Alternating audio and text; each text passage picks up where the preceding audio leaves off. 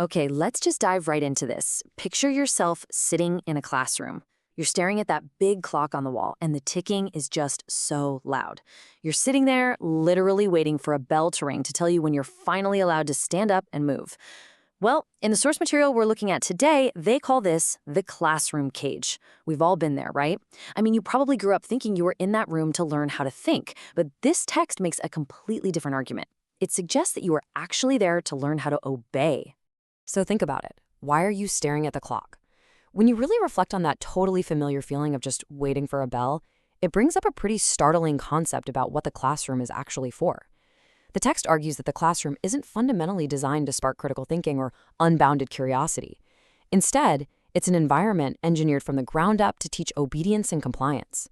The actual lesson being taught isn't the math or the history, it's the very act of waiting for permission to stand up, to speak, or to switch tasks. And to really grasp this, we have to zoom way out. Because for 99% of human history, that room, it simply did not exist. The ringing bell didn't exist, and the whole concept of a teacher standing at the front of a grid of identical desks, that was absolutely never part of the evolutionary plan. Actually, if you delete the desks, the fluorescent lights, the standardized tests, what you're left with is the incredibly wild, loud planet that our ancestors were born into. Now, what's really interesting here is the stark contrast between these two worlds. Think about our ancestors' natural curriculum. For literally 300,000 years, education wasn't some brick building you dragged yourself to.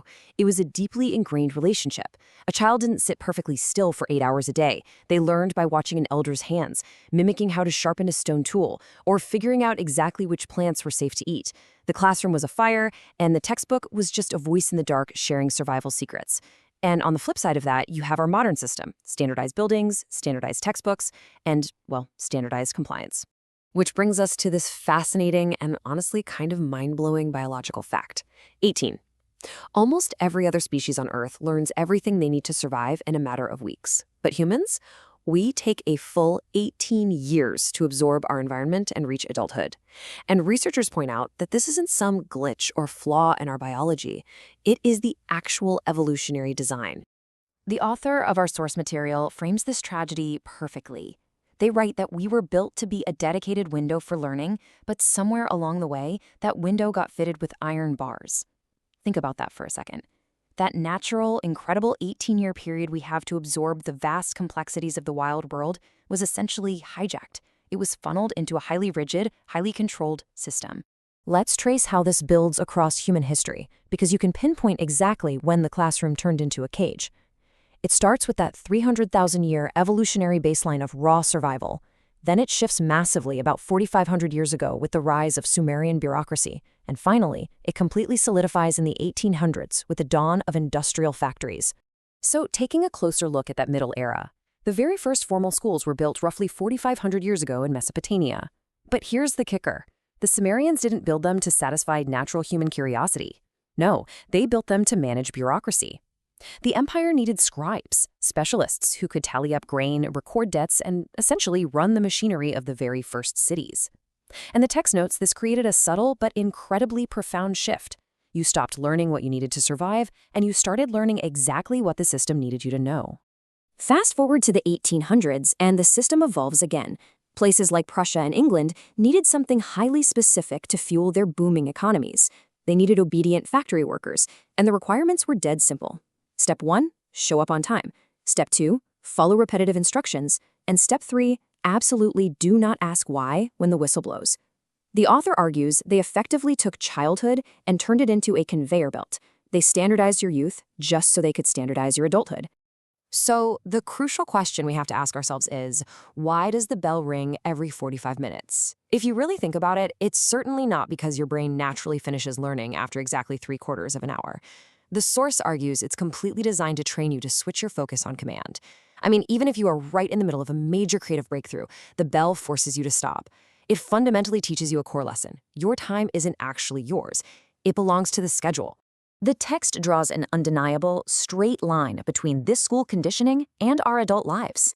The primal urgency of keeping yourself alive was replaced by arbitrary metrics, bells every 45 minutes and letter grades. And just look at how seamlessly that transitions into captivity later in life. School bells become factory schedules or corporate office hours, and those letter grades simply transform into numbers in a bank account.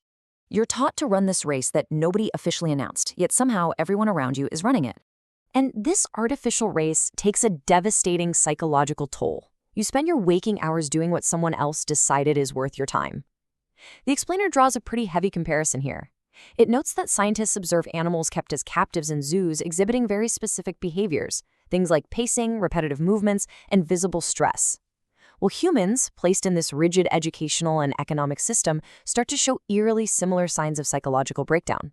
It manifests as our own kind of pacing, repetitive behaviors, and this constant quiet anxiety about falling behind. The source makes a really blunt, highly critical argument about what this entire system builds toward. It claims the school system basically acts as an onboarding process for a world that profits from people being just a little bit broken. The argument here is that these systems require the poor to stay poor, while the rich get richer simply by owning the machines. And today, those machines are specifically algorithmically designed to mine your attention, your hunger, and your innate drive for social status. Ultimately, the text points out that we've made a massive trade-off. Historically, your brain was built for natural liberty.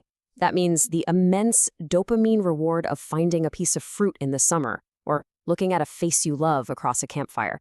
But instead, you're now fed a highly curated version of reality through a screen, engineered to keep you scrolling forever.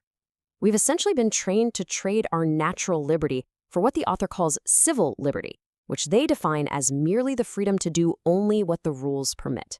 We took the fire indoors, put it behind glass, and scheduled it for exactly 45 minutes on Tuesdays. We mastered the classroom, but according to this explainer, we've kind of forgotten what it's actually like to be human. Ultimately, you were given a soul and a finite number of mornings. The defining question of your life isn't how well you can follow the instructions on some conveyor belt.